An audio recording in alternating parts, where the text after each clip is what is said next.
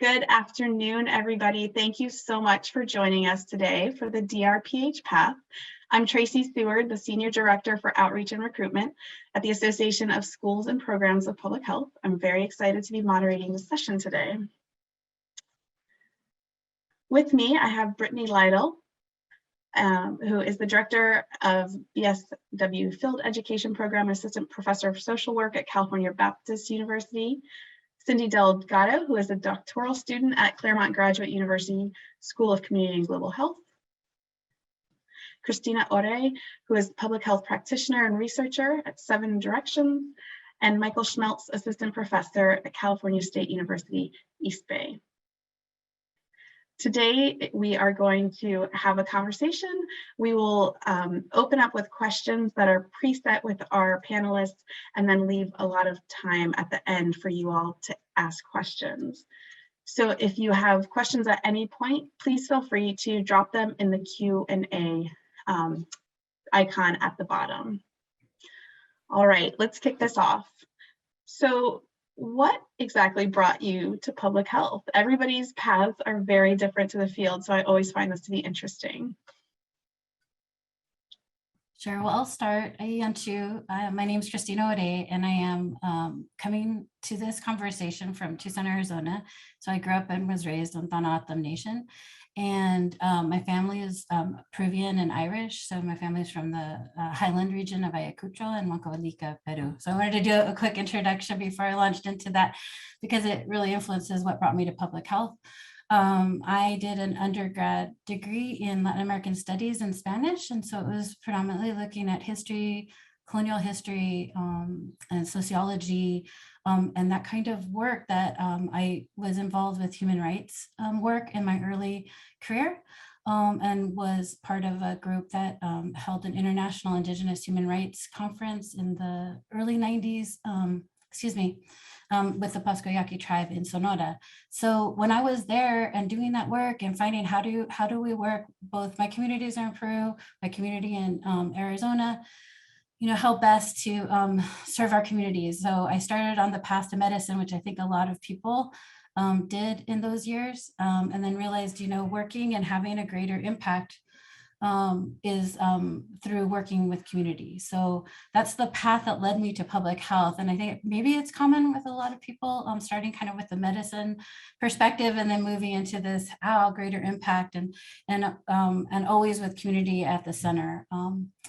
So that's what brought me to public health. And I've had a lot of years between that initial master's to receiving my doctorate. So I'll talk about that later too. So I'll pass over to my next fellow panelist here.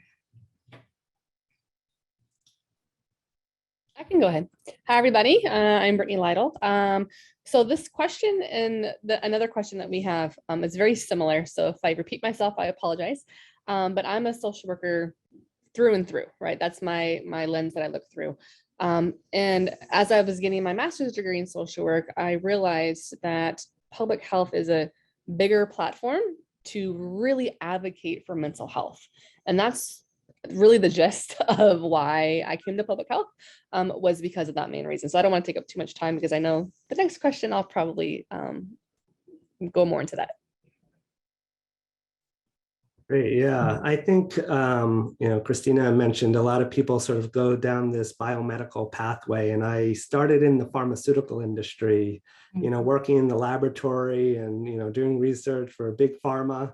And I just knew it wasn't for me, being there. But, my senior year of college, I had an opportunity to work with a doctor who was an expert witness in cases involving sort of toxic waste sites. So think, a civil action or Erin Brockovich, they were an expert witness for those sorts of things. And that really interested me. And I thought, wow, I really like sort of the science of sort of the environment and toxins and things like that. But I didn't want to work in the laboratory all the time. So I wanted that sort of interaction with people.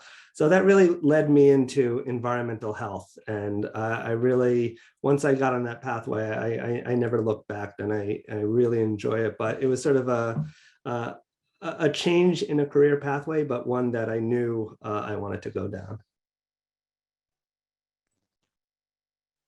that's a similar path that I had, Dr. Schmaltz. I actually didn't know I was going to go into public health. I wanted to go into medical anthropology. In particular, I wanted to go into forensics. I clearly watched a lot of French shows, and that was what I was determined to do. And then working in a lab, I realized that wasn't what I wanted to do. I wanted to be in the community, like Dr. Ori said, but I didn't know what that led me to.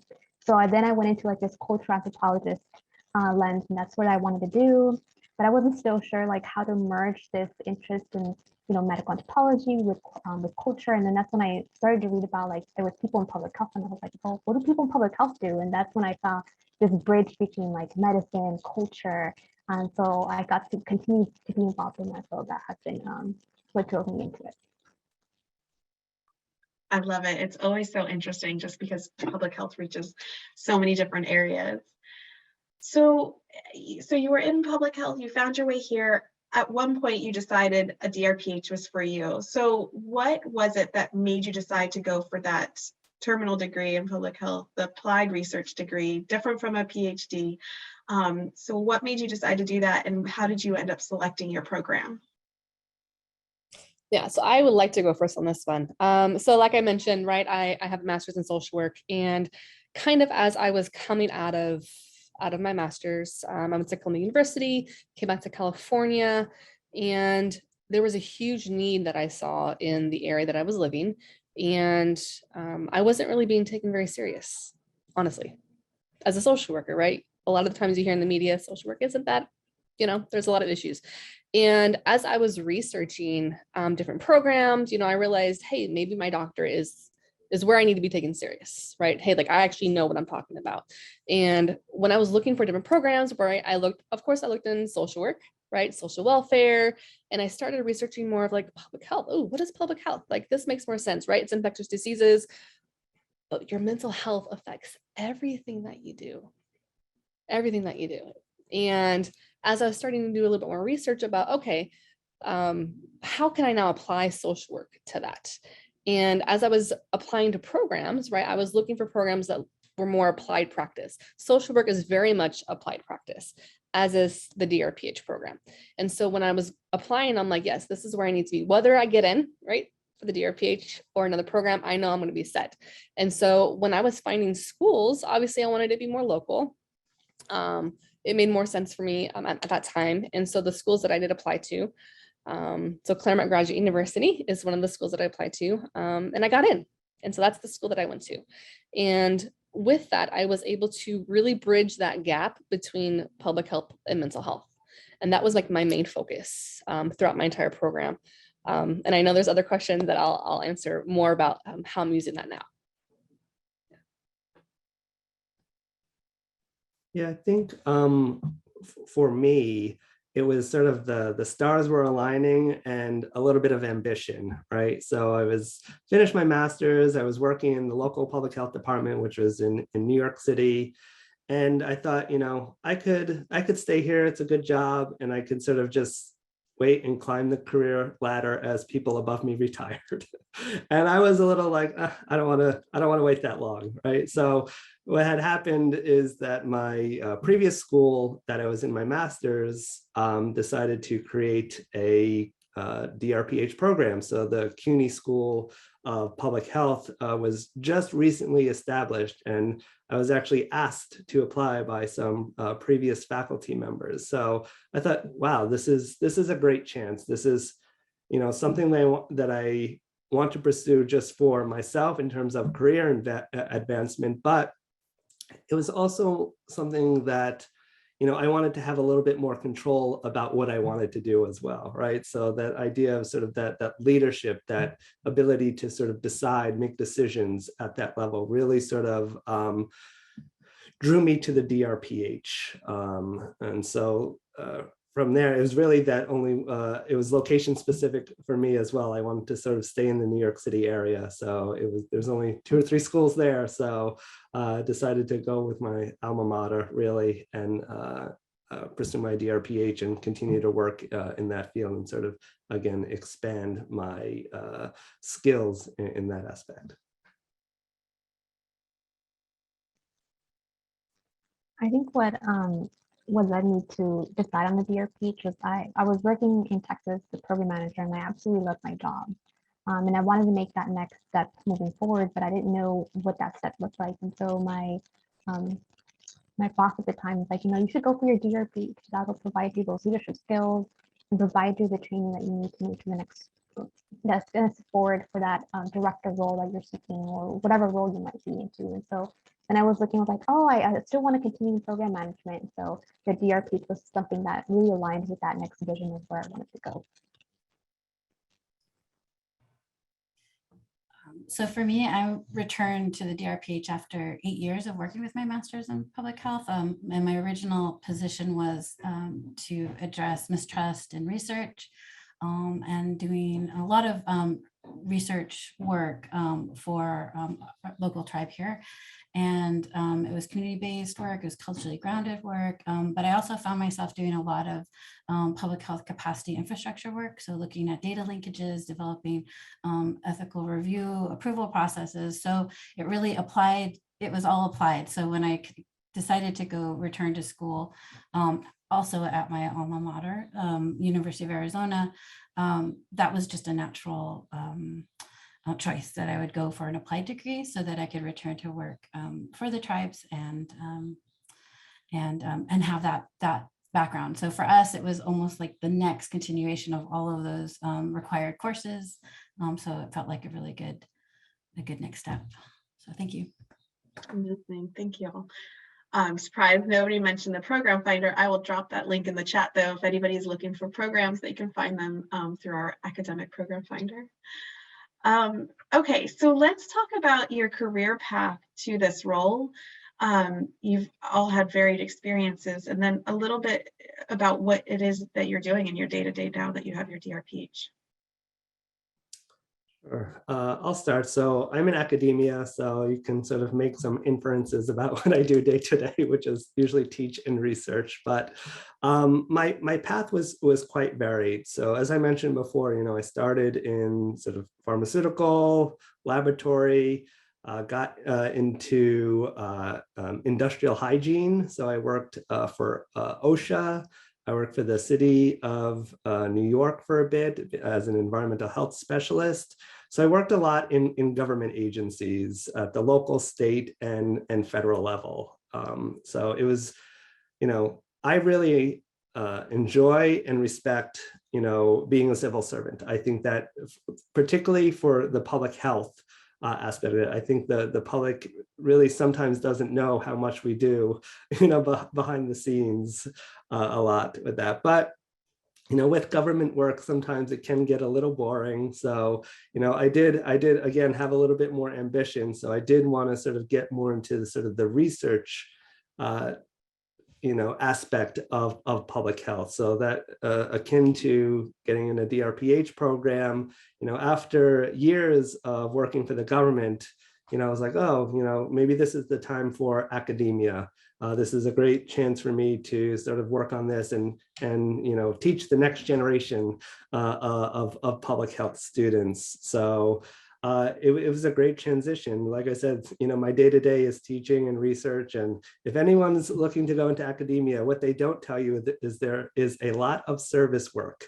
I can't tell you how many committees I sit on right now, but it's a lot, so, but again, like I said, it's something new every day, which, it can be busy, it can be slow. I have my summers off, which I love, that sort of aspect of it. But I really enjoy now sort of the day-to-day that I'm doing with the research and the teaching and the working with students. I wouldn't give that up, I don't think, right now. Yeah, I would love to piggyback off of that. I too am also in academia now. So when I graduated with my doctorate, I was already an adjunct at the university that I'm at now, and I was teaching social work naturally. And when I graduated, there was an opportunity for me to become a full-time professor. And I've actually been in the process of, like I said, bridging that gap between mental health and public health, right? And teaching this new generation of social workers of what it means to not advocate for themselves, advocate for their clients, their patients, however they identify within that public health sphere, right? I mean, I know, APHA, we had that whole public health social work aspect, which I didn't even know, until I was in my program. I'm like, yes, this is where we need to come together and to work with one another. And so I'm in the process of creating a transdisciplinary symposium, which looks at special populations. Each event is going to be different, and it's really bringing the different disciplines together, right? This more integrative approach, and being able to talk to one another. Hey, what does it mean to work with this population as a public health professional? What does it mean to do that? And as a social worker, as a nurse, right? Whatever the discipline is. And so that's kind of what I'm doing now, in addition to obviously teaching. And I'm also now the director of the BSW, which is the Bachelor's of Social Work program, their field education. So I get to, I have the joy of placing bachelor seniors into their internship to really prep them, right? So I'm also now doing it at the undergraduate level, as well as the graduate level, of really bridging that gap between public health and social work, and how we all can work together is like the main thing. Yeah. And yes, the committees, I second that. Many committees, and then I created my own. So yeah. I'll follow real quick because I work for a public health institute. It's 7 Directions. It's housed at the University of Washington, but it was created as a kind of a neutral, convener, independent institute, working for American Indian, Alaska Native, tribal, and urban health systems. So we bridge between practice and the academic side in some cases, but primarily we provide practice. So public health capacity, working with CDC funding, and we also represent an interdisciplinary team. So many of our team come from the School of Social Work. So we are doing that kind of connection through the different fields. I really appreciate what they bring, the social work and kind of working with public health in that way. So that's my background. And then we do my day-to-day, and then we do have opportunities to do some research. So we're looking at Indigenous systems alignment. So working across sectors within systems and looking at models that are effective. And especially after COVID, there's been a lot of work that's been done within the tribal settings and systems to strengthen those systems through alignment. So it's pretty exciting right now. I can go next. So my role is a little bit different since I'm still a student. I'm a full-time. So I'm sure you can imagine what that role looks like. But when I was working as a program manager, a lot of my day-to-day can look very different. So sometimes I was writing a grant, assisting in building research, working with my colleagues. Other times I was out in the community. I was assisting with community screening and outreach, doing events, especially during the fall, for preparing individuals and kids to get their medications up to date for school requirements. And other times I was, doing meetings with my colleagues or out in the field, collaborating, doing some of this collaborative work that some of my fellow colleagues have already mentioned, doing connections and building to make the city at least improve prevention and management for chronic diseases. So it can look very different. And so now I guess a lot of my work is more focused around research, consulting for other communities. There's so much interesting work going on. I love it. So I know there's some questions in the chat already, or in the Q&A already, about the difference between PhD and DRPH. But just focusing here specifically on obviously the degree you earned, the DRPH, how do you feel like that's most prepared you so far for your career, where you are now? It's an interesting question because there's not a specific path that it has, set me on, because it gives you so many skills that are very transferable across different areas. And so I think in particular for me, it has been very meaningful to get a DRPH because it hasn't been so focused, for example, maybe on just specific research. It has focused around evaluation. It has focused around curriculum development, systems thinking, and system securing methodologies to apply them to public health or to other research designs or practice-based work. So I think it has really prepared me for this transdisciplinary skill set that I can generally apply to any location or any field, which has been, I think, a blessing. Yeah, if I can just follow up, I don't know if any of you know, like Cindy and I, we went to the same school. So I know Cindy very, very well. And her and I definitely did this transdisciplinary work, the system engineering work. And that's literally what I'm putting into the symposium, is pulling all of that knowledge of how to work within these larger systems and how can we work together, right? So really pulling that out of the DRPH, but even understanding that half of the work that we do is advocacy. And that's half the work that we do in social work, right? So really kind of pulling those two together of like, how can we advocate for the people that we're trying to serve, that we're trying to help, right?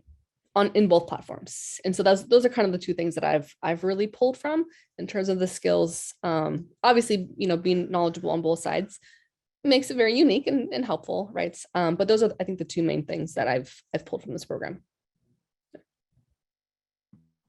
Yeah, I think for me, when my DRPH program started, I think it was sort of structured a little like a PhD, but then we had this whole huge component on leadership, right? So we were embedded with the leadership of an organization, and sort of I shadowed a leader. I took courses on leadership, and that's something I really sort of took away from the DRPH that was sort of, as others were saying, you can use it anywhere. That is such a great skill to have. And it really taught me a lot, not just about myself, but how organizations run, how organizations interact with each other, right? A lot of that you don't get from a textbook, right? Or from sort of theories that you may study in a PhD program. So that's one thing that I really found was, sort of very important in the DRPH program, is that sort of idea of this applied, that you're going to be sort of a leader in the public health workforce. So you need to have those leadership skills to support you going forward. Yeah, I think I just reiterate what everyone else has shared, the transdisciplinary opportunities to work. In our program, we were able to create our own minor, which offered an opportunity to work in different colleges. So I did a social network analysis course and was able to bring that in. I was able to do the International Indigenous Peoples Law program to learn about cross comparative governance systems and health systems, and apply that to that understanding. So I think it also provides the space that you won't necessarily get. So it's a nice combination to think about conceptual frameworks as well, though, like do the leadership, the systems thinking, and have that space to think about. We haven't public health doesn't have a long history of really thinking about theory and conceptual frameworks. So I really appreciated that time and opportunity to then bring that back into practice. So many good things to bring to the public health field. It's exciting. Okay, so the last question I have before we start jumping into the Q&A. What advice would you give a prospective student thinking about pursuing their DRPH, or somebody who's interested in the kind of work you do?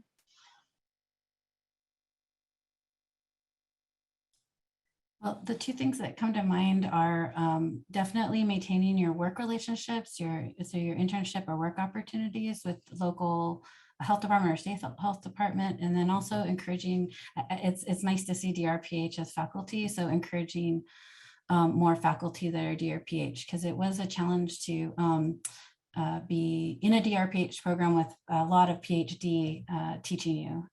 So you're kind of carrying those both at the same time. So that would be my advice. I want to second that, absolutely. In terms of academia, our program was very similar. There wasn't very many, if I think any, my first couple of years, DRPH professor. But I think the second thing would be, what are you wanting to do? Like, what is your overall goal? And then how can the DRPH get you there, right? I came from social work, very different, right? There's similarities, right? But I think I would ask the question to them is, what are you trying to do? What is your overall goal? And then looking at the different programs, because some of them have different concentrations and things of that nature. how is that going to get you there, right? Now, if you're trying to get somebody or wants to do something similar to what I've done, very specific, right? Unless you've done your MSW, right? So, but if you want to get in academia, right, adjuncting is a great way to start that, right? To kind of get your foot in the door. That's essentially what happened to me. It's like, oh, well, you're gonna get your doctorates and you've already had your master's, right? Yeah, let's hire you, right? So if you're wanting to teach, that's a great way to start doing that while you're in your program. That's something that I wish I would have done sooner, right? Is to teach sooner. But if you don't know if you want to teach, right, that's a process that you probably have to go through. Because when I first started, I didn't really want to teach, and I was like, yeah, I guess I'll be good at it. I hope. But yeah, so I would say start adjuncting and to see if that's something that you even like before you get into academia. Yeah, I'll sort of reiterate the idea of, thinking about what is it that you want to do. I say this to all my students. I'm like, don't go to grad school just because people say go to grad school. Like I think some of the questions here about funding, like it's expensive to go to grad school. Don't make this sort of choice, willy-nilly, so to speak, right? About, just jumping into a program. I think you really want to do your research and understand what is it, that you want to do, and to pursue that, in some way. And again, I'm in academia, but prior to this, I was in government. I think with government work, it's about this idea of networking as well. Christina had mentioned, keep those relationships with jobs you've had, network with future, colleagues. That's a real important way to sort of get into these positions. Sometimes it's about who you know and who can sort of help you make those transitions into different types of careers. I think another thing I would say is don't be afraid to talk to people. If you know a school that you're like, oh, I think I might be interested in that school, reach out to them like, hey, I'm thinking about applying. Can you connect me with a student? I think that's what really helped me narrow down, because I wasn't sure, when I was applying, I was like, these sound like great schools. I don't know how to make the decision. I mean, the faculty sound great. How do I make that last decision? And so talking to students really helped me see, okay, what are the opportunities for, research, or opportunities for internships, or whatever that was that I was interested in. I was able to see the different pieces that each school brought, and to really narrow down, okay, what is my absolute passion that I must have in my training moving forward? And so don't be afraid to reach out. I'm sure I can say, feel free to reach out to me. You know me already. I'm sure you can reach out to, Dr. Lytle, Dr. Ore, or Dr. Schmeltz. And if you don't feel comfortable, there's also the DRPH Coalition that has a large amount of network of fellow DRPHers who can connect you with somebody who has a similar background, or they're going into somebody, because we all come from different backgrounds, and they can make the connection as well. So don't feel afraid to reach out to somebody like, hey, can I just, ask you, what was your career choice? What was the decision to go into the DRPH? And people will be more than happy to share what their journey was like. Great, thank you. Okay, the Q&A has blown up, which is awesome. So I was wondering if one of you, there's a bunch of questions in here about PhD versus DRPH, and I think we're going to talk a lot more about that on a future webinar, but if one of you could give a quick differentiation for our crowd, that would be really helpful.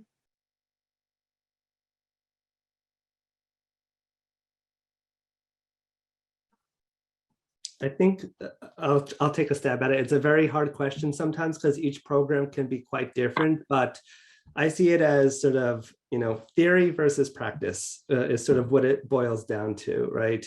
In PhD, you're learning a lot of, I would say, context. Not that that is not in a DRPH, but it's not as heavily influenced.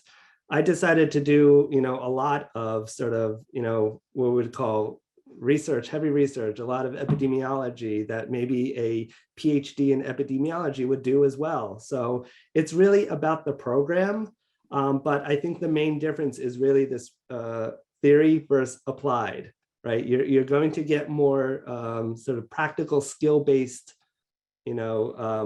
knowledge in a DRPH versus a PhD. And I see that significantly when I see my colleagues who have a PhD versus a DRPH. in academia, you have to be organized. It's unlike a business, you know, you have to be, there are things that you need to do. And I think I feel as though I got that training where a PhD sort of, you know, you get a PhD and then you get an academic job and you're expected to do all this administrative work and you just got to learn it on the job. That's sort of, I guess, a very high level version of what I would describe as the difference between a PhD and a DRPH. Perfect, thank you. Okay, there's a lot of questions about funding here. So are you all willing to talk about how you funded your program? Loans. It's probably the biggest thing. My university, they had a very small public health fellowship, but honestly, most of it was just loans. That was something that I knew going into it. Like that was the debt that I was going to go into. Not looking forward to paying it back, but it's something that, yeah, it's mainly the grad plus loans. I started thinking I could balance some contract work side to support. So that kind of worked on occasion, but I would encourage everyone to apply. So loans and then apply to all the scholarships that are offered. And then I think as part of the DRPH coalition, there's a movement to really put some advocacy out there to have DRPH fall under loan repayment programs. So I hope we can get enough momentum on that, because we're there in the health departments working alongside clinicians, alongside the other clinical providers, and yet we don't qualify for those loan repayment programs often. So yeah, I just wanted to add quickly that, you know, others had mentioned that, you know, there's a difference between PhD and DRPH. The PhD structure is made to, you know, you get into a program and usually the PhD is funded for the student and you do a lot of work for the faculty or the school. That is not the model with the DRPH, unfortunately. And so we're left to find our own funding. Thankfully, I was able to get funding for like 2 years through that model. The school was not happy about it, but, you know, 1 or 2 people a year, you know, but that helped me get through my coursework. And then like others, I worked as I did the DRPH, got a lot of the majority of my coursework done first, but then sort of the research, heavy writing, I was working at the same time to get through. So, you know, like Brittany mentioned, I didn't want to be saddled with a lot of loans again, even from undergrad. So I tried to sort of balance that out as much as I could. Took me a little bit longer than expected, but, you know.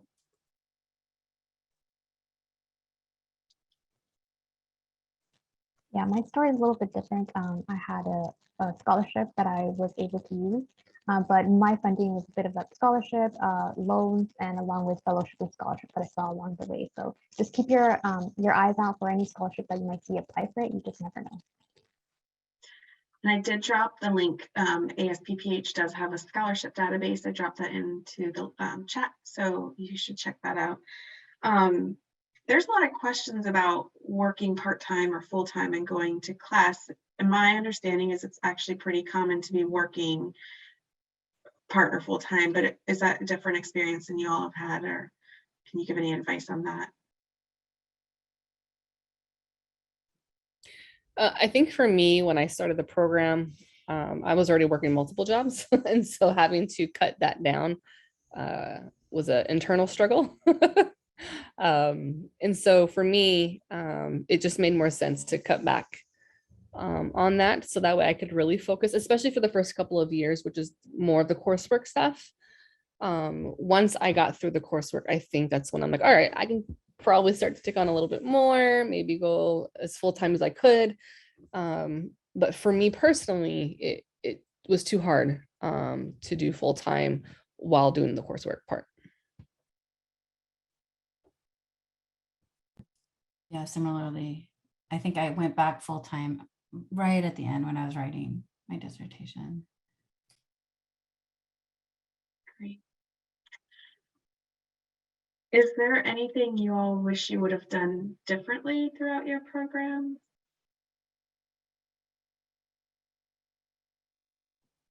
I think the one thing I think about is, you know, being a student, sometimes an adult student, you do have a little bit more flexibility. So take advantage of all the things that your school has to offer, all the programs, fellowships, events that are open to you, because this will open a lot of doors for you. When I was in my program, I sort of wasn't prepared.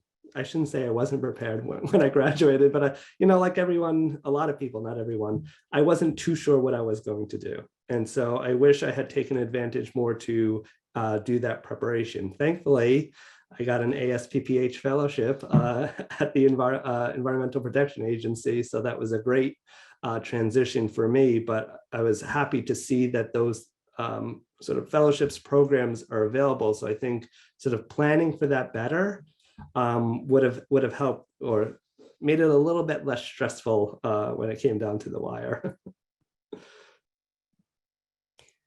Yeah, I want to add that, being more present, and I know that might sound weird, it's very easy to be like, okay, what's the next thing? What's the next thing? I just want to get through it, right? I want to finish. I don't want to be here 5 to 7 years, right? I thought I was done with school with my master's, right? But being present in your program, being present and being a student, right? So if that means attending whatever activities or programs or things that the school puts on, actually connecting with your cohort, right? With your peers, just being present, because it's going to go by quicker than you think. And now that I'm like, oh, I'm done, I'm like, wait, what would have I have changed? And that would have been to spend more time with the people that were around me, who was in my program. So I would just slow down a little bit, I think would be what I would have done differently.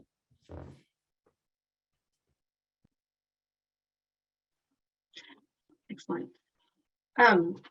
There's actually a bunch of questions in here too about your perception of online DRPH programs versus campus. I don't know if any of your programs were online or if you knew other colleagues, but if you have any opinions or thoughts on that.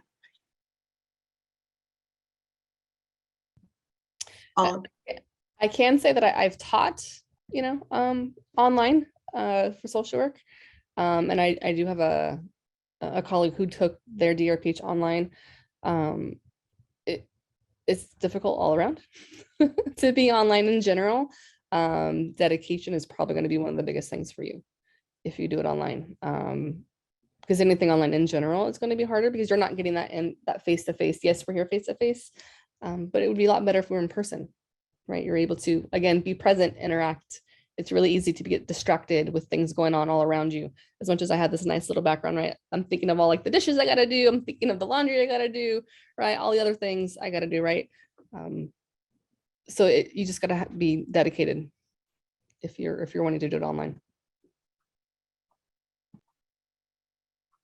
Yeah, my whole program was in person, so I'd really advocate that. Part of, and I wish I had mentioned it earlier, that really helped get through the program was Dr. Khan, who also has a DRPH, started a student alliance. So it's an American Indian Indigenous Health Alliance. And that was an amazing support group network that we had and had events, but it's continued. So we're a network that continues to support each other now, even after our degrees. So I think so if it was online, we wouldn't have connected in that way. And gotten to know each other, and then really advocate for representation and in the work and in future professorships, hopefully down the line. So. All right. A lot of questions about if you think you could have gotten to your role with just an MPH, the difference, kind of distinguishing, do I need to go further? Should I go further? So any thoughts about that? I was just reminded of this recently because my old boss at New York City Department of Health had just recently retired, and that's sort of the job that I imagined having when I was a sort of freshly minted master's, in the health department. So I was like, would it have been 15, 20 years that I waited at the health department before I would have gotten sort of that job that I wanted? Or, would it have been, the pathway that I took now with the DRPH? And it's very hard to say, because new opportunities will arise when you take a different pathway, right? So if you decide you want to stay in the position, it's comfortable, you like it, I think that will work for you, right?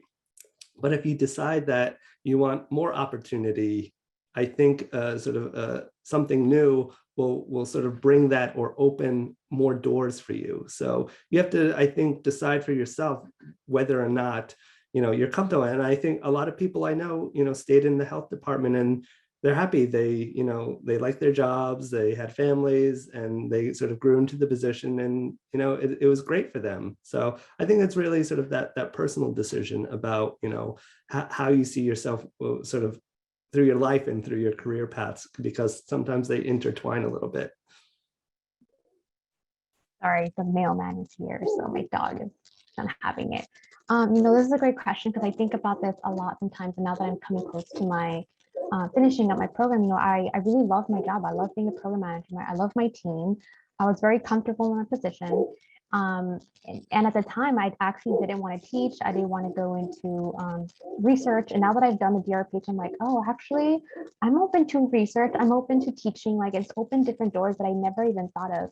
I never thought of myself into maybe going into consulting or evaluation. So it's really opened doors to different professions that I didn't even think of. And it's made me realize, actually, I can make my own position. If I can't find it, I'll make my own organization and I'll create it, And so it's really opened this door to this new possibility that I never even once thought of. So it just depends on what you're looking for and what your vision is for, maybe the next few years.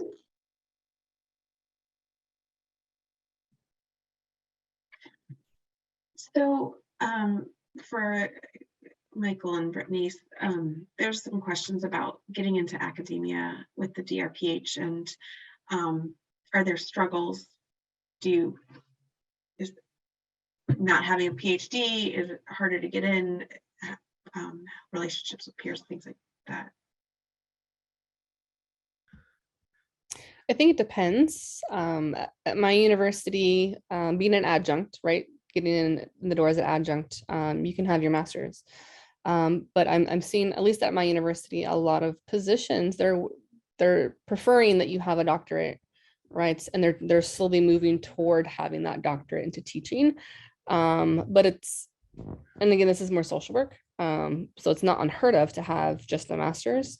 But I think, also to be as competitive as you can be, having, a doctorate looks better, regardless if it's a DRPH, a doctor, whatever, right? I think it's just having that they're like, oh, like you can understand the rigor, you understand, right? And I think at that point, it's just the fact that you have it or not. Yeah, and I think with a master's, you can definitely, like here at the California State University system, if you have a master's, you can teach our undergrads and you can be a lecturer, right? Which is usually an adjunct, we call it. But if you want a full sort of tenure track position, you would sort of need that doctorate to get into that position. One thing I recommend, and I've chaired hiring committees, I've been on many hiring committees for tenure track. Things that we look for is that you do have teaching experience. So take advantage of being in a doctoral program to, if you're at an institution that has, undergrad classes, get some experience in there to teach a class, whether as a TA or, your sort of lead instructor yourself. I'll look for that experience. I'm in a department of public health. We have DRPHs, we have PhDs, we have JDs. We have, political scientists, English majors, it's very interdisciplinary, but the health is what links everyone together, is how it is. So I think if you're looking towards public health departments in academic settings, it can be a variety of disciplines within health that can get you a position. So obviously the DRPH is, at least for our department, is sort of prime for being a faculty member, but sort of consider those options as steps to work towards in that. And one other thing I'll mention, and I won't go into a whole like what we look for in a tenure track, is really understanding students as well, right? it depends on if you go for a research institution or, you know, R2 or below. It's really about the students. And I think if you show that you're dedicated to, you know, teaching the next public health workforce, you know, that's going to get you a long way, besides publications or, you know, who you worked with in your doctoral program. That may not be as much of a, you know, step. And there's only so many R1 institutions versus all the other institutions out there. So yes, set your sights high, but, you know, there are those universities that are really looking for people to, again, train the next public health workforce. Thank you. Changing gears a little bit, maybe one of you could talk about the average length of a DRPH program, if you know, anybody want to take a. Sure. I think it depends. I think each school is different. I know some schools have a 3-year program. I think I listened to a colleague who's saying that they were an accelerated program. So I think that might be even shorter. Our program is 5 to 7 years. It just really depends on how long your dissertation might be, what else you might have going on in your life, and how that all kind of mixes in with, you know, your requirements and how dissertation project that you might have. Yeah, I think 3 to 5, I would say, is probably average, but up to 7 if you're going part-time is what I think I hear a lot. How about, there's a lot of questions about making yourself a good applicant for a DRPH, and also like the first barrier is how many years of experience people should be aiming for, either after their master's degree. So can somebody maybe talk about that, and then also being a good applicant?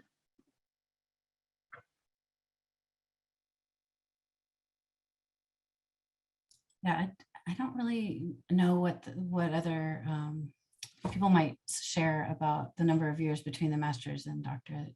I took many years, so it was, you know, I'm probably not the average. So, but in terms of being a good applicant, I would never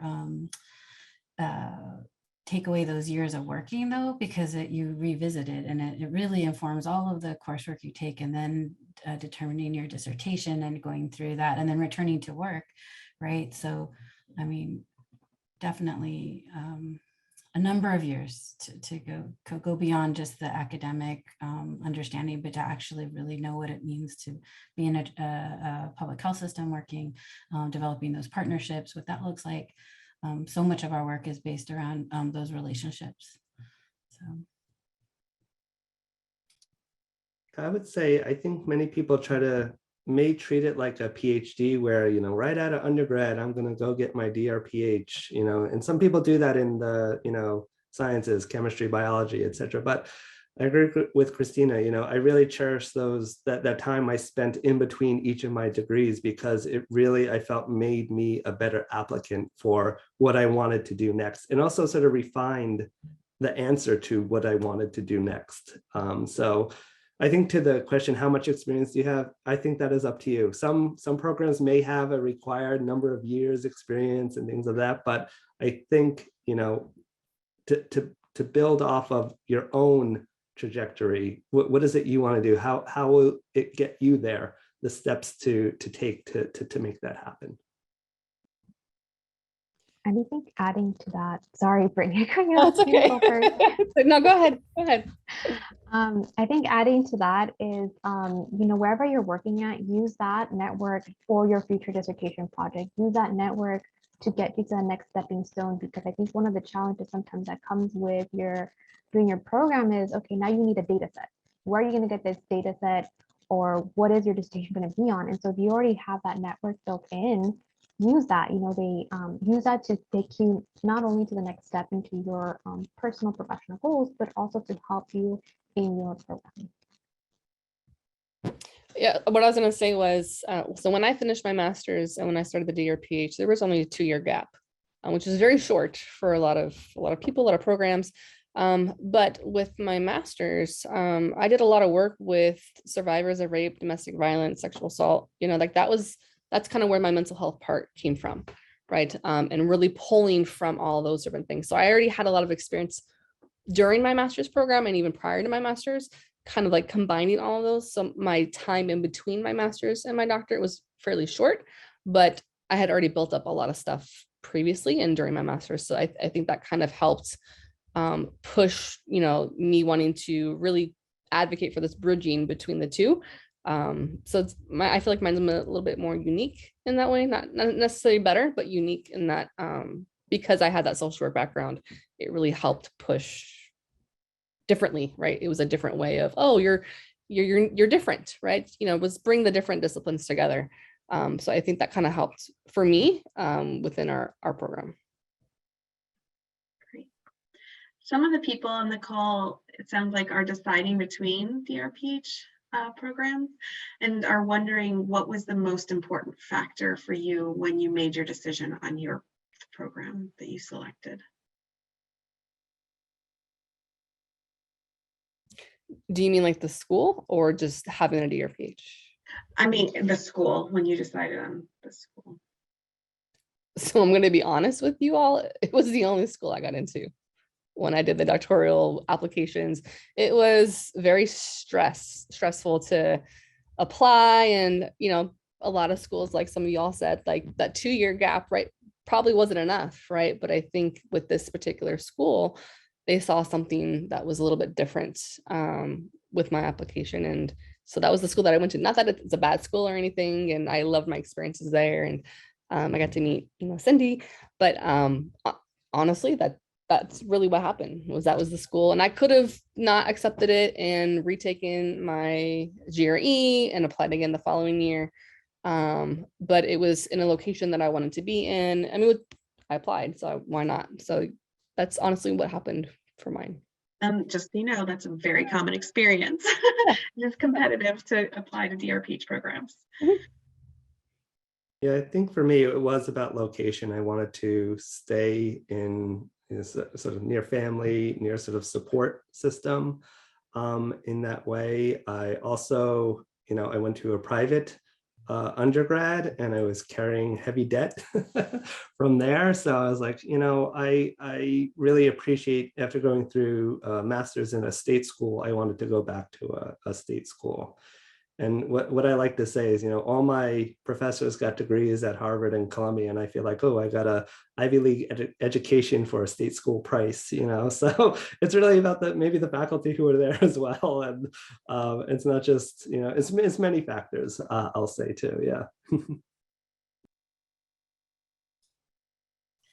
So I only applied to the University of Arizona, and I think at that time it was the only accredited public health college in the West. So I really wouldn't have probably applied anywhere else, but also because family, I had 2 young children when I started the program. So I was that one bringing the kids everywhere. I think for me, I was looking at location as well, but also I was looking at the faculty to see what their research background was in, what opportunities were there to work outside of just the core curriculum, because I do have an interest in public health, but I'm also interested in, can I take courses in leadership? Can I take courses in business? And so that was one of the unique factors that stood out to me when I applied to Claremont, that there was this opportunity to kind of expand a little bit further than just the course structure. So that's what assisted me in my decision in terms of the training I was seeking. Great. Okay, I'm trying to think. There's so many questions and we are running low on time. So thank you all for being very engaged with this. So can you talk about, we talked about the application a little bit, but people are wondering about how to sell themselves in their statement of purpose. So do you have any tips? I know that's a really daunting part of the process.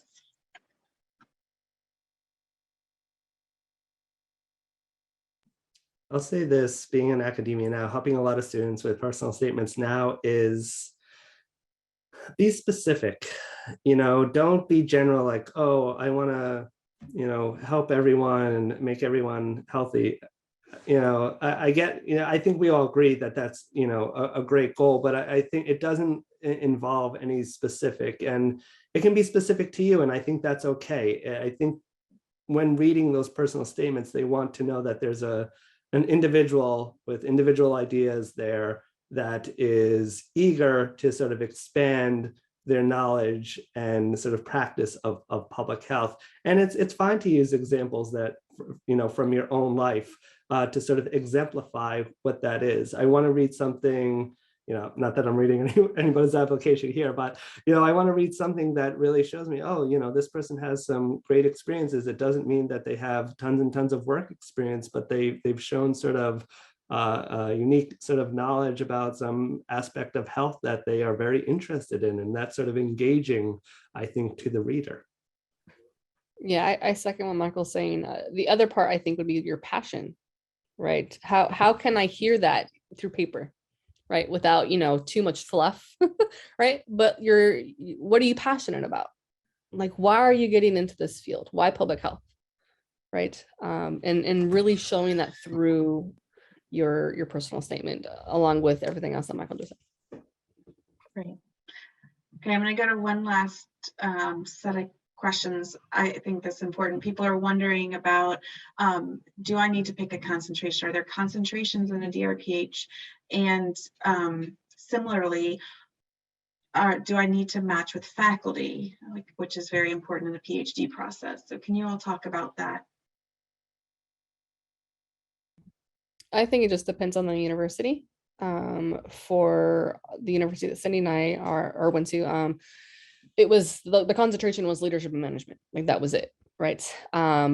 You were able to get like maybe certificates and things in addition to. So I also got a certificate in the foundations of public health because of my MSW, and then women and gender studies, right? So it's a little bit offset of that. But the main concentration for our particular DRPH program was leadership and management.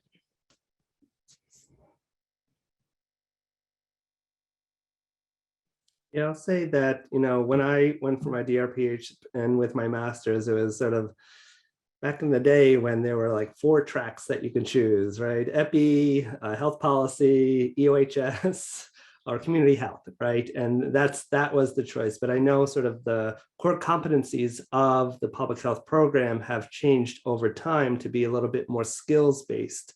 I will say it really is dependent on your interest. And I think what will be very helpful, in which I ran into some trouble with, is to match with a faculty member to help you along with your dissertation.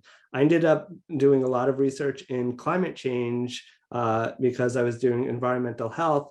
I had a lot of support from faculty who are industrial hygienists or environmental epidemiologists, but no one particular in climate change. So I had to find outside help to get me through the program in that aspect. So I think looking at that is quite helpful. So it doesn't necessarily need to be a concentration, but I think matching with your interest is good.